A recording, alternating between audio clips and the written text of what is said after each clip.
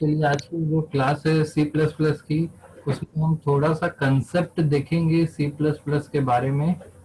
पहली क्लास में आपने देखा था कि object oriented oriented programming system या उप्स, क्या हो ठीक है। ऑब्जेक्ट ओरिएंटेड प्रोग्रामिंग सिस्टम में कुछ फीचर्स होते हैं। इन फीचर्स को मैं यहाँ पर टाइप कर रहा हूँ क्योंकि स्क्रीन पर आपको दिखेगा। सबसे पहला फीचर है या उसके जो कंपोनेंट्स हैं, क्लास, ऑब्जेक्ट, उसके बाद था एनकैप्सुलेशन,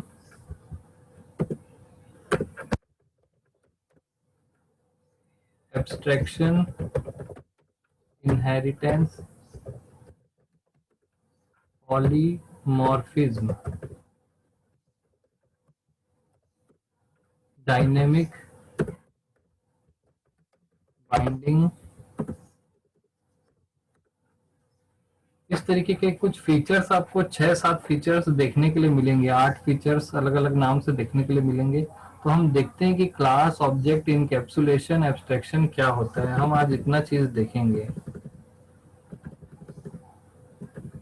ठीक है। मैं यहाँ पर कोड कर रहा हूँ, इसको कमेंट कर दे रहा हूँ ताकि ये एग्जीक्यूट नहीं होगा।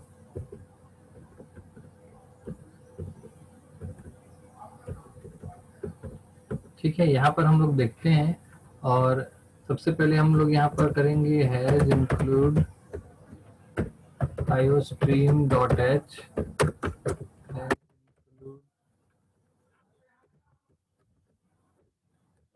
onio.h,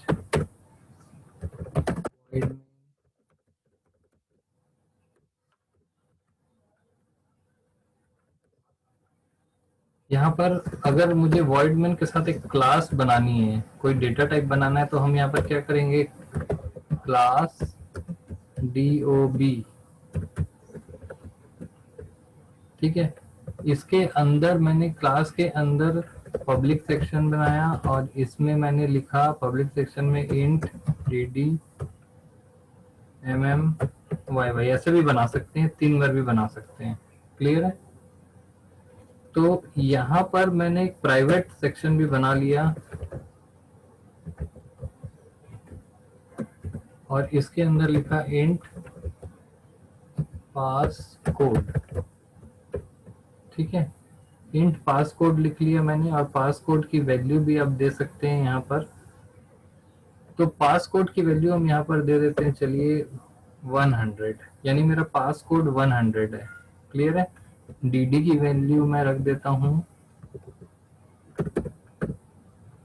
31, की वैल्यू रख देते हैं हम 3 और yy की वैल्यू रख देते हैं 2020।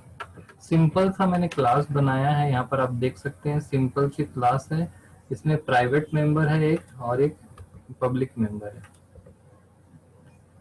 तो यहाँ पर हम देखेंगे कि क्लास और ऑब्जेक्ट क्या है। क्लियर है।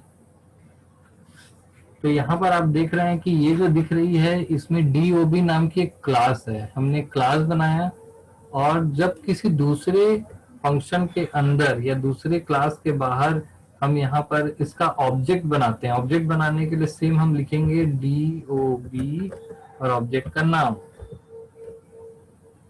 तो यहाँ पर dob क्लास है और d1 ऑब्जेक्ट है, या फिर dob user defined data type भी कहलाता है और ये उसका क्लास वेरिएबल है।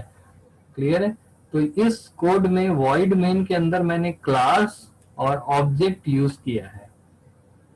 एक क्लास से कई ऑब्जेक्ट बन सकते हैं, जैसे एक डेटा टाइप से कई वेरिएबल बनते हैं, वैसे ही एक क्लास से कई ऑब्जेक्ट बनते हैं। डेटा ऑब्जेक्ट में स्टोर होता है, लेकिन ऑब्जेक्ट की जो डिजाइन है वो तय करता है क्लास, यानी कि ये एक सांचा होता है, एक सांचे से कई सारे जो ऑब्जेक्ट है वो जनरेट होते हैं। क्लियर है। जैसे हम मूर्ति बनाते हैं तो मूर्ति बनाने का एक सांचा बनाते हैं और उस सांचे से दूसरा मूर्तिकार कई मूर्तियां बना सकता है, सेम वैसे ही है। तो ये जो है वो क्लास है और ये ऑब्जेक्ट है। क्लियर है। अब इसमें डेटा कैसा स्टोर होगा वो इसकी कोड में यहाँ पे डिफाइन किया हुआ है। यहाँ पे कोड में डिफाइन किया हुआ है कि इसके अंदर dd yy 3 ऐसे वेरिएबल हैं जिनको एक्सेस किया जा सकता है। लेकिन एक ऐसा वेरिएबल है जिनको एक्सेस नहीं किया जा सकता है, जो कि प्राइवेट है, जिसका नाम है पास कोड। अब मैं यहाँ पर एक फंक्शन बना देता हूँ। फंक्शन का नाम हम लोग लिखते हैं void show date। इसमें डेट प्रिंट होगी, ठीक है। यहाँ पर मैं डेट प्रिंट करने के लिए लिखा code C out D D, फिर C out D D M M, फिर आपका रहेगा वाई वाई, ठीक है। तो आप यहाँ पर देख रहे हैं कि पब्लिक में यहाँ पर कुछ डेट दी हुई है और उसको प्रिंट कर सकते हैं हम लोग, ठीक है। अब इसको हम रन करके देखते हैं कि क्या, अभी प्राइवेट वाला जो हिस्सा था उसका हम कोई रोल नहीं दे रहे हैं। तो मैं सीधा यहाँ पे लिख रहा हूँ d1 डॉट शो डेट, तो डायरेक्ट वो उसको रन कर देगा, क्योंकि वो पब्लिक एरिया में लिखा हुआ है, इसलिए कोई प्रॉब्लम नहीं आएगी। सिर्फ मेन वाले कोड को देखिए, मैंने एक वेरिएबल बनाया dob_d1 और d1 के अंदर dd_mm_yy है और इसमें डेट क्या लिखा है, 31 मार्च 2020। अब हम इसको रन कराते हैं। रन कराने पर यहाँ पर इनिशियलाइज करने के लिए यहाँ पर मना कर रहा है, ये हम लोग गड़बड़ कर दिए थे कि इनिशियलाइज यहाँ पर कर दिए हैं, इसको यहाँ इनिशियलाइज नहीं कर सकते, इसको कंस्ट्रक्टर में करना होता है, वो हम लोग देखेंगे। चलो यहाँ पर देख लेते हैं।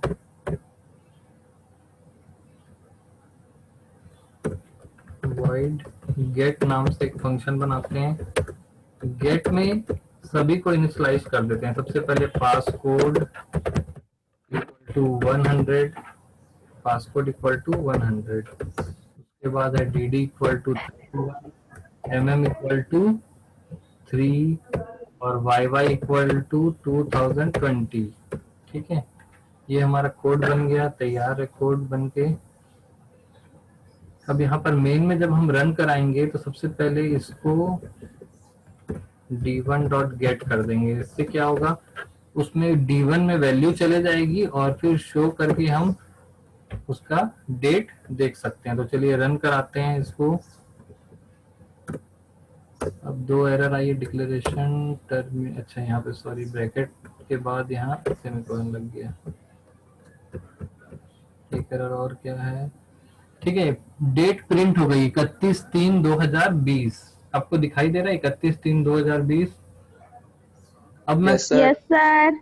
अब मैं चाहता हूं कि ये जो डेट है, अभी हमने प्राइवेट वाले कोई भी चीज का यूज नहीं किया है, यानी पास कोड का यूज नहीं किया है। अब मैं चाहता हूं कि मेरे इस कोड को किसी को मैं दूं, तो अगर मैं उसको पास कोड नहीं बताता हूं तो वो उसका प्रिंट ना कर सके।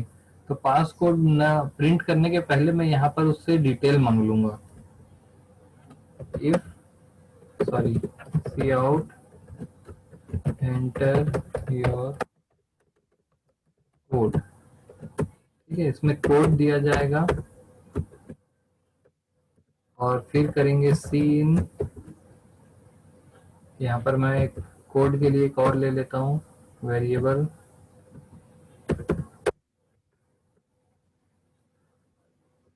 C++ की एक खास बात और कि कहीं पर भी आप डिक्लेयर कर सकते हो। मैं यहाँ पर लिख देता हूँ p कोड, और ये जो है एंटर कहाँ होगा, p कोड में। अब मैं यहाँ पर चेक कर सकता हूँ कि if pass code equal to p code, अगर पास कोड और p कोड दोनों सेम हैं तो ये प्रिंट करेगा, अदरवाइज यहाँ पर क्या करेगा,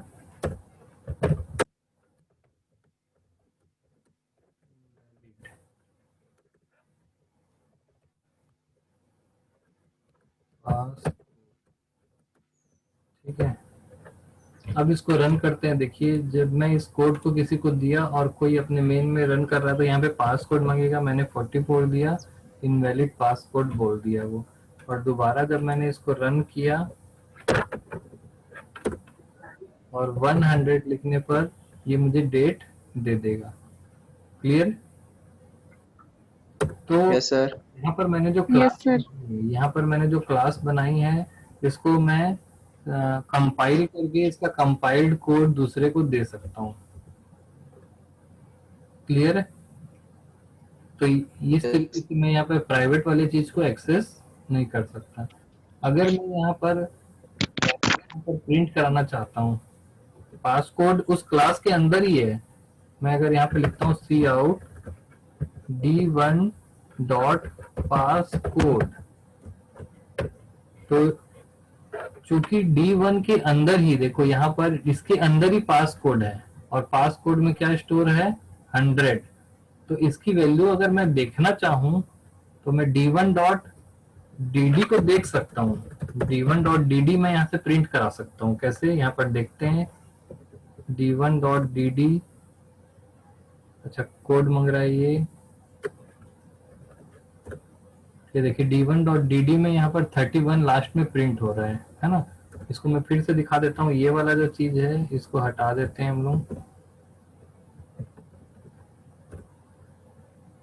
देखिए 31 प्रिंट हो रहा है ना। वैसे ही यहाँ पर मैं करता हूँ D1 डॉट mm की वैल्यू कितनी है यहाँ पर 3, याद है कि नहीं। ऊपर mm की वैल्यू क्या दी गई है 3। तो यहाँ पर देखो मैं क्लास के बाहर से D1 डॉट कर रहा हूँ तो वो 3 प्रिंट कर दे रहा है। 3 प्रिंट कर दिया। वैसे ही वाई भी प्रिंट हो जाएगा, लेकिन D1 डॉट पास कोड प्रिंट करने की कोशिश करूंगा तो ये नहीं होगा, क्योंकि ये कहाँ पर है प्राइवेट सेक्शन में। अब मैं इसको प्रिंट करने की कोशिश करता हूँ, एरर आ गया, pass code is not accessible. Clear है। ये एरर कोड की गलती की वजह से नहीं आया है, ये एरर इसलिए आया है क्योंकि आपने प्राइवेट मेंबर को एक्सेस करने की कोशिश की है। ठीक है। अब यही सेम लाइन मैं यहां से कट करता हूं। ये सेम लाइन मैं यहां से क्या कर रहा हूं, कट कर देता हूं। एडिट में गए, कट किया हमने, और फिर यहां पर शो डेट में आए, सेम लाइन को यहां पर मैं पेस्ट कर रहा हूं। सेम लाइन पेस्ट हो गई। नीचे का हिस्सा मैं डिलीट कर दे रहा हूं ताकि कंफ्यूजन ना हो। ठीक है। अब देखो ध्यान से, यही जो लाइन मेन के अंदर लिखी हुई थी, किसके अंदर लिखी हुई थी मेन के अंदर, उसी लाइन को मैंने किसके अंदर लिख दिया, शो डेट के अंदर लिख दिया। Show that. ठीक है। लेकिन मेन को तो कंपाइलर कॉल कर देता है, शो डेट को हमको कॉल करना पड़ेगा। मैं शो डेट को कॉल कर दिया। अब मैं जब रन करूंगा तो बकायदा यहाँ पर अनडिफाइंड सिंबल, अच्छा D1 हटाना पड़ेगा क्योंकि अंदर है, डायरेक्ट पास कोड लिखना पड़ेगा।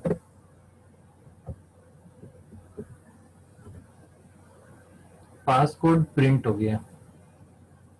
यही अंतर है कि प्राइवेट जो मेंबर है, पास कोड जो है प्राइवेट मेंबर है, और क्लास कहाँ से स्टार्ट हो रही है, यहाँ से। ये देखिए ये वाला ब्रैकेट जो है यहाँ से स्टार्ट हो रही है क्लास, और यहाँ पे खत्म हो रही है। तो ये समझने वाली बात है कि जहाँ क्लास के अंदर, अगर मैं इसको और ऊपर का डिजाइन बनाऊं तो यहाँ पर कुछ ऐसा होगा।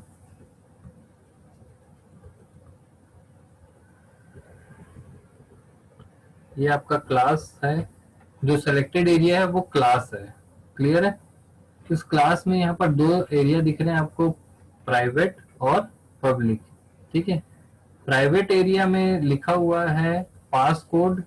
ये पास कोड एक्सेसिबल है इस क्लास के अंदर से कहीं भी। जैसे यहाँ पर इस क्लास के अंदर ही मैंने पास कोड को प्रिंट किया तो वो एक्सेस कर ले रहा है, लेकिन इस ब्रैकेट के बाहर, ये वाला जो ब्रैकेट है इसके बाहर मेन है, मेन के अलावा कुछ और भी रहता, और उसमें फिर आप यहाँ पर प्रिंट करने की कोशिश करते तो वो प्रिंट नहीं करता या एक्सेस करने नहीं देता। यानी कि ये वाला डेटा क्लास ने सिक्योर करके रखा हुआ है, प्राइवेट वाला। तो इस तरीके से आप अपनी डिजाइन बना सकते हैं कि कौन सा डेटा सिक्योर आपको रखना है, कौन सा डेटा पब्लिकली ओपन करना है। क्लियर है। अब यहाँ पर 4 वर्ड हमने सुने थे, उसको यहाँ पर रिलेट करते हैं। ये आपका क्लास है जो यहाँ से स्टार्ट है और यहाँ पर खत्म है, इसको बोलते हैं क्लास इसका ऑब्जेक्ट है नीचे। असल में ऑब्जेक्ट रन टाइम एंटिटी होती है, जब प्रोग्राम रन हो रहा होता है तब ऑब्जेक्ट D1 में डेटा स्टोर हो रहा है, न कि DOB में। क्लियर है? ये सेम उसी तरीके से है। अच्छा, आप लोग विजुअल बेसिक नहीं पढ़े हैं, ठीक है, कोई दिक्कत नहीं है। ये ऑब्जेक्ट है और ये है आपका क्लास। अगला पॉइंट जो हमने देखा था इनकैप्सुलेशन, और दूसरा है एब्स्ट्रैक्शन। क्लियर है? इसको समझते हैं, इनकैप्सुलेशन और एब्स्ट्रैक्शन। यहाँ पर जो मैंने क्लास बनाई है इसमें इनकैप्सुलेशन और एब्स्ट्रैक्शन भी हो रहा है। कैसे हो रहा है देखते हैं। इनकैप्सुलेशन का मतलब होता है एक जैसा काम करने वाले चीजों को एक यूनिट में बंद करना। जैसे आपका इंजन होता है गाड़ी का, उसमें एक काम करने वाले सारे यूनिट जो हैं एक इंजन में बंद कर दिए जाते हैं। उसमें छोटे छोटे व्हील्स होते हैं, छोटे छोटे उसमें पिस्टन होते हैं, ये सभी का एक जैसा काम करने वाली चीजें होती है, उनको एक बॉक्स में बंद कर देना क्या कहलाता है? इनकैप्सुलेशन। हमारी लाइफ में जितनी भी चीजें हम देखते हैं बाहरी वर्ल्ड में, वो सब ऑब्जेक्ट ओरिएंटेड है। आप दिन में अपने जैसे अपना मोबाइल आपने यूज कर रहे हो, वो इनकैप्सुलेटेड है क्योंकि उसमें सारे कल पुर्जों को एक बॉक्स में बंद कर दिया गया है। क्लियर है? तो इस तरीके से एक बड़ा ऑब्जेक्ट जो रहता है ना, उसमें छोटे छोटे इनकैप्सुलेटेड बॉक्स होते हैं, उसमें सारे कल पुर्जे को बंद कर दिया गया रहता है। तो यहाँ पर मैंने कैसे इनकैप्सुलेट किया है, यहाँ पर मैंने पास कोड, DD, MMYY, गेट और शो डेट, कितनी चीजें हुई? पास कोड 1, DD MMYY 3 + 1 4, गेट 5 और शो डेट 6।